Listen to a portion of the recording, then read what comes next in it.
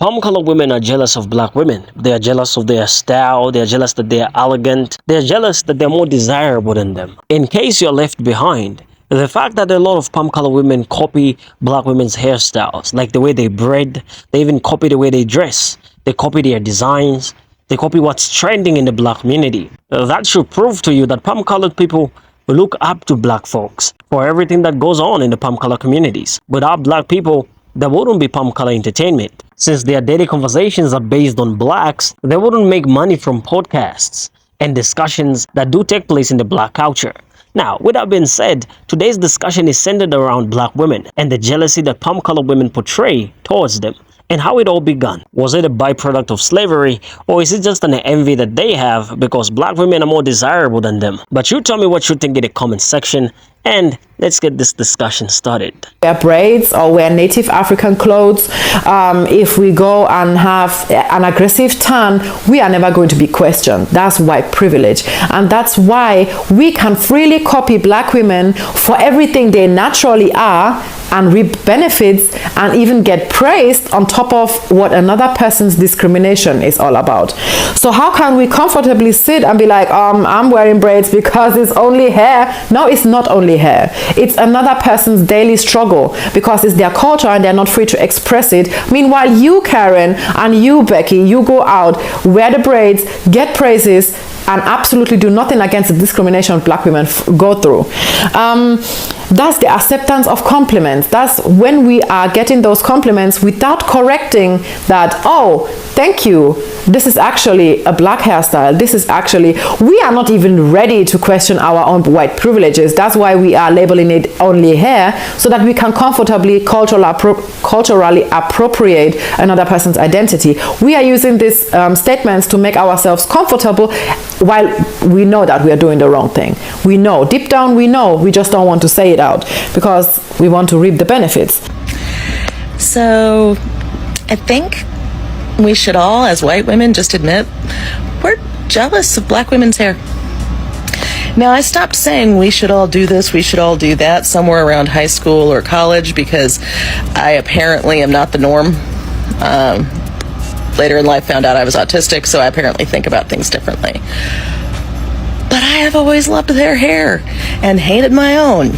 And I think that a lot of this appropriative box braids, other than clout chasing and rage farming, because people do steal for views, but I think a lot of it, and the reason white women get so bent out of shape, you're just jealous that their hair looks better than ours. That's why it's discriminated against, is because they have something we don't. We just can't handle that, can we? Can we just admit we're jealous and stop with the bull nonsense and just let them have their hair and shut up about it? Because that'd be awesome. So today at work, one of my coworkers was telling me how hard it was growing up as a mixed girl with a white mom, and I was explaining to her something that I'm really surprised she didn't know.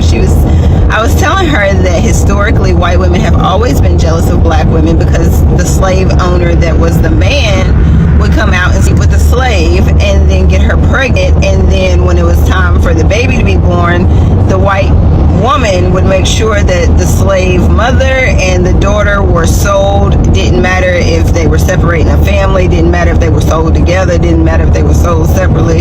She just didn't want any more signs of his infidelity, and that was the reason why they were always jealous of us. It never stopped. It is what it is. But really, my take on interracial dating has always been the same. I just never really was a fan of it myself, but I was thinking I could possibly be wrong biblically speaking, because if you think about it, Miriam, Moses' sister, was not fond of him marrying Ethiopian, I think, woman, and so she said something out of the way, something that irritated God enough to where he gave Miriam 7 days of leprosy, and Moses had to pray it off of her.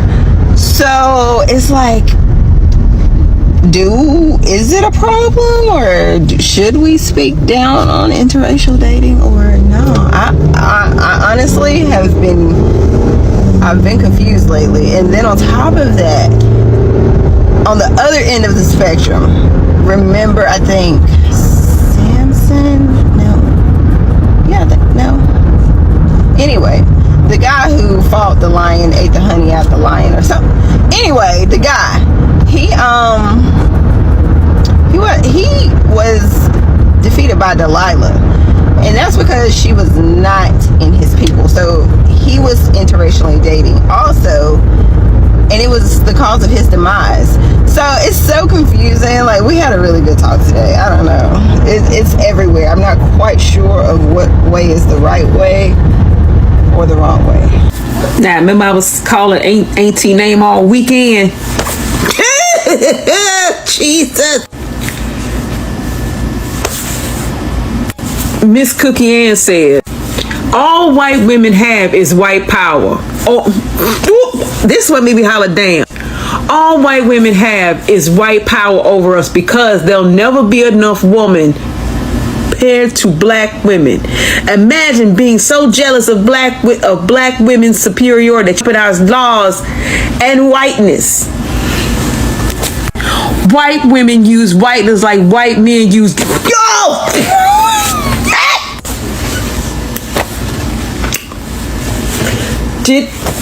Now, see, I know Auntie be like, I'm just trying to do better. I'm just over here rowing my boat. Look here. I don't know who else needed this. I don't know who else needed this. But I did. But I did. Because again, right? Black women normally, right, are taught to take white women on a case by case basis. And good sis, the delusional influencer, said this crucial thing that I don't think a lot of people caught in her stitch. She said all it takes is for a white woman to feel unsafe, intimidated, feel like she can't run you, feel like she can't control you, and she can't get a beat on you, and the first thing that she gonna do is fall back into overseer-ass behavior, because that's all they have. Now again, there are some white women on this app and in the world who have deconstructed that and have found their own self inside their own self, and that's amazing, right? But there's far too many of them who do this, which is why we gonna just be 100. There are many older black women who have told us of this generation, which is why some of y'all need to listen to your aunties and mamas and grandmas on how to deal with some of these. Which is why you can't make. Which is why you need to keep respectability politics in your back pocket, because you gotta go through the world, right? You gotta go through the world, and as my sister say, you can't make it easy for them to get you, but also know that you ain't playing either. But this here. But sis was absolutely correct. For that gene to activate, all a class of white women needs to feel some type of way about you. For you to use a word that she don't understand. For you to flex in your blackness, or for her to tell you something which you're supposed to imbibe and just take, right? And not have an answer for that. When you stand in all your flat-footedness, in all yourself, and all your education, in all your experience, and all your age, because this is the man. Look, I've been a card player my whole life. So this here, right? If we just gonna be 100 with it, this is that jack of spades. This is that jack of spades that they throw out, thinking they gonna take the book, right? Forgetting that. Right? Because if you a real spades player, you watch the whole board, right? You watch the whole board, you watch for tails, and that's what black women do on a day-to-day basis. We watch the whole board. So when you flex on this, I already counted your book. I already know that's all you got, and you ain't getting nothing left off me. I really think the racial divide between black women and white women is worse than with the men. Sisters, some of your non-black co-workers are very interested in you. Genuinely, they want to get to know you. But white women, that entitlement, see, you guys call us mean. We consider you two-faced. We don't trust you. See, we are not the fake it till you make it type of people. Y'all are. Y'all will smile in someone's face and have ulterior motives. I mean, if a trained therapist cannot recognize regular introversion, can you imagine what an untrained garden variety white woman thinks about a black woman? We're not mean. We're just trying to protect ourselves from y'all. Who would want to be around a group of people where every little thing is considered a slight? I'm good. I have friends from Europe, so I am not race. I am just simply giving my experience. Most people globally have watched African American women and women of African descent on TV, and they think that that is how all African American women behave. So when they meet a woman who's educated, well-spoken, beautiful, well-manicured, they don't know how to handle it. They also are extremely jealous that their husbands, their fathers, their uncles, all of the men in their lives literally stare at you the entire time that you are out in a restaurant or wherever you are. Market, they are highly attracted to women of African descent. White women do not know how to handle this. In America, I have experienced this in corporate America, but in Europe, you experience this in the markets. They literally act like toddlers or mean girls. I feel like the only reason why a lot of white women appropriate black culture, and black women especially, is because they feel like they are no longer the beauty standard and they want attention. They feel as if many black people no longer center whiteness as the ideal beauty, and they want to take up space and they want to erase us. That's why we have people like Jaylous copying black women, wearing box braids, and antagonizing us. They want attention. So today I'm going to tell you guys about when I worked for an organization that I actually really loved. It was predominantly white, and everyone there was like very hipster. They were very Christian, but very like hipster. I'm a cool Christian. So when I started working there, one of the girls on my team, she really took a liking to me. She was a white woman, and every single week we would go to lunch. So our team would meet once a week for our mandatory meeting, and then after the meeting, her and I would go to lunch, and we did this for weeks when I first got there.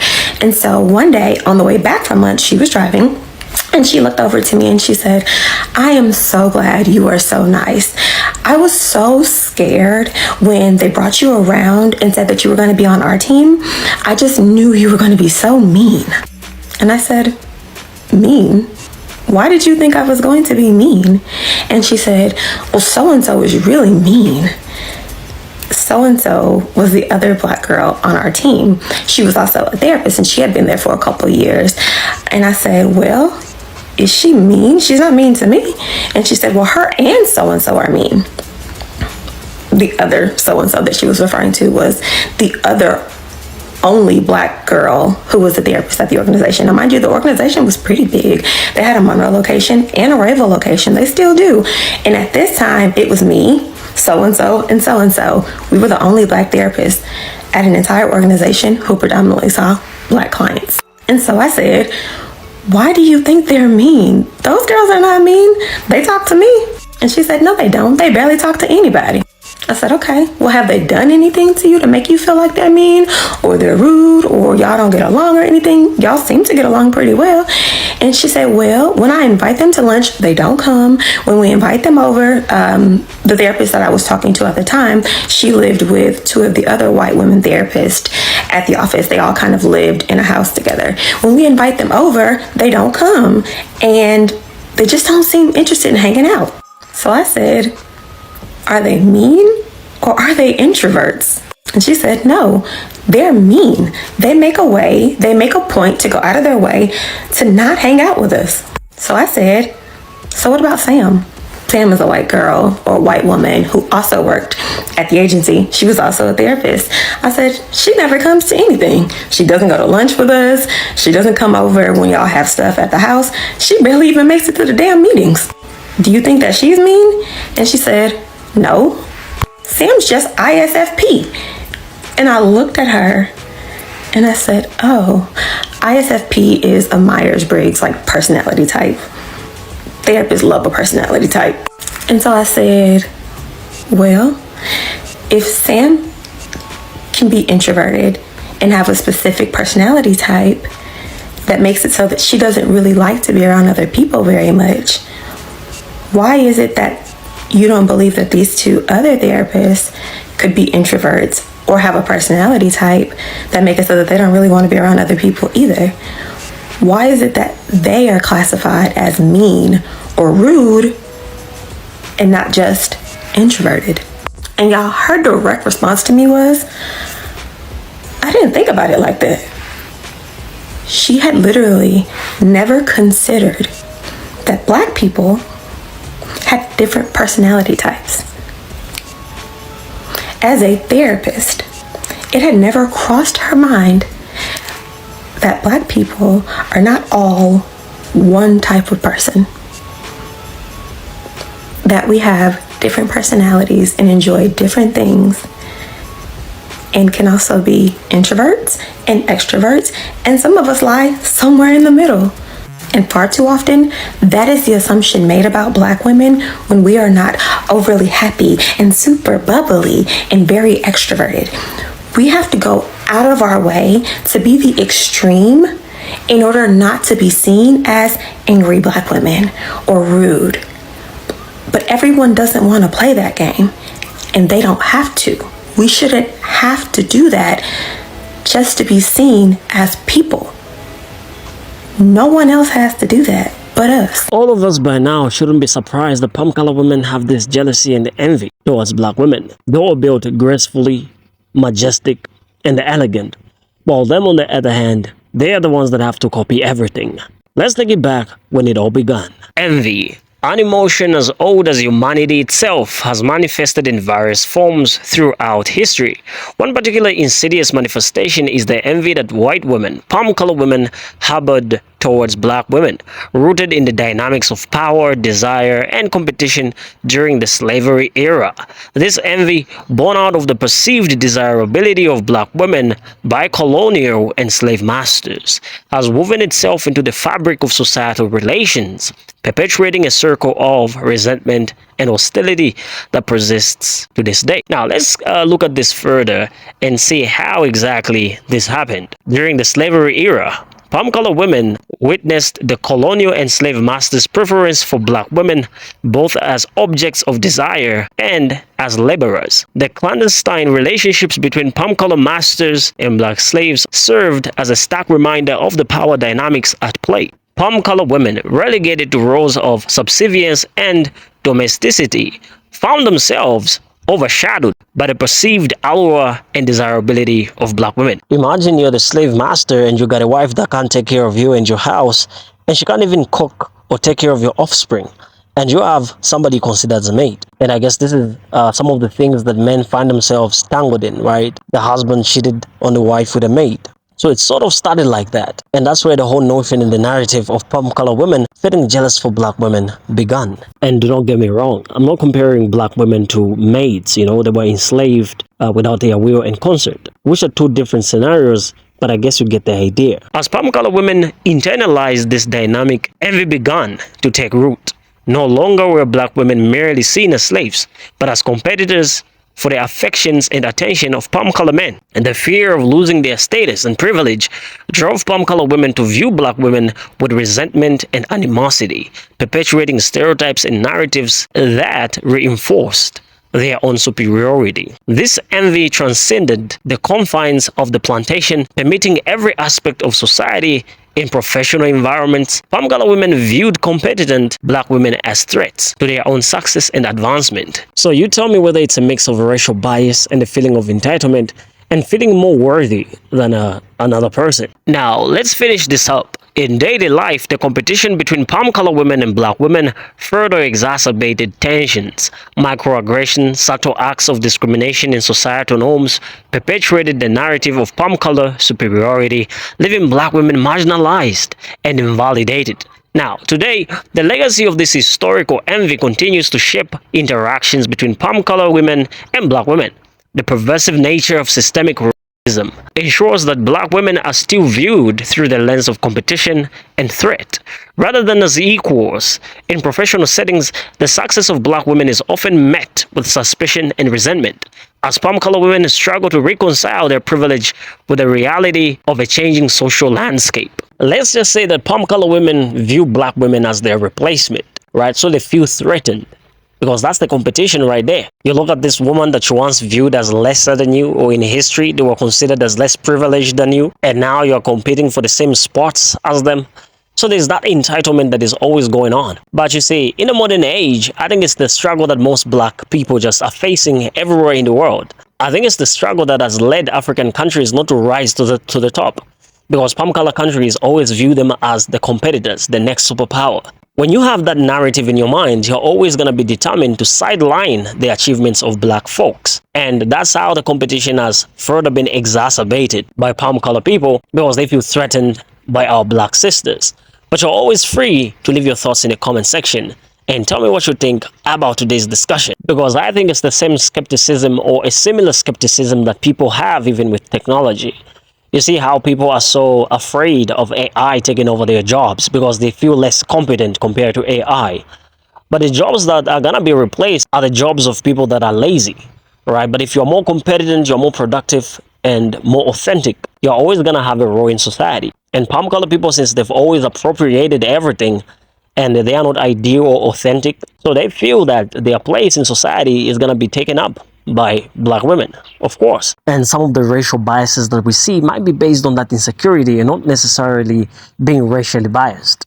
And in another video, I talked about being racially biased and the civilization that palm-colored see lacking in black individuals, which makes them become racially biased in a confrontational conversation, of course. Black women who are nurses in the healthcare sector, and the way they get treated by palm color people, palm color patients, palm color professionals as well, they treat them as if they don't belong there. They are more qualified than the palm color people in there, but they still have to put themselves on a level that suggests that they are equals, even if the black women are more competent and more qualified. And having that narrative of looking at somebody that is likely to take over your job, they look better than you and they're more desirable to your counterparts, that envy develops. Leave your thoughts in the comments regarding today's discussion, and I'll see you in the next video. Please like, share, and subscribe.